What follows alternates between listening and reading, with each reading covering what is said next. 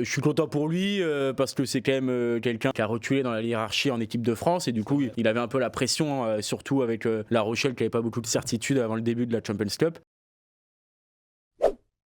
Les cadres rochelais, notamment devant, ont répondu présent. Ça va beaucoup mieux pour La Rochelle. C'est vrai que moi j'étais très inquiet pour le Real Madrid. Bon bref, il a mis tout le monde d'accord quand même en 2 matchs. Je suis content pour lui parce que c'est quand même quelqu'un qui a reculé dans la hiérarchie en équipe de France et du coup il avait un peu la pression, surtout avec La Rochelle qui n'avait pas beaucoup de certitude avant le début de la Champions Cup. Et là c'est quand même, en tout cas pour lui, 2 matchs énormes. Les de retour au vrai Aldric qu'on connaît, c'est-à-dire qu'il gagne 60 mètres par match, qui touche 15 à 20 ballons par match, qui est aussi à l'aise dans le jeu debout. Là, je trouve intéressant. Il arrivait à faire jouer derrière lui et tout, et c'est quelque chose qu'il a progressé depuis ses débuts. Et autour de lui, Stelton qui est toujours là, qui enchaîne les grosses perfs. Lui, il a aussi 32-33 ans, donc c'est quand même énorme. Et puis le retour d'un Botia qui, on en parlait, dans sa capacité à gratter des ballons, dans sa justesse au sol. C'est vrai qu'il a un profil que La Rochelle a moins quand même en 3e ligne. Hyper important pour ça, quoi, parce que dans un match comme ça, ils ont un peu de marge, donc ça suffit. Mais si tu joues le Leinster, Toulouse, l'UBB, avoir un mec qui est capable dans ton temps faible de gratter un ballon devant ton embut et tout, il n'y a que lui qui est capable de faire ça, quoi, pratiquement dans cette équipe avec Danty et 2-3 autres. Mais c'est vrai qu'il est très fort là-dessus et ça lui donne pratiquement une place dans les 23, hein. Ah bah oui. Cette capacité à gratter des ballons.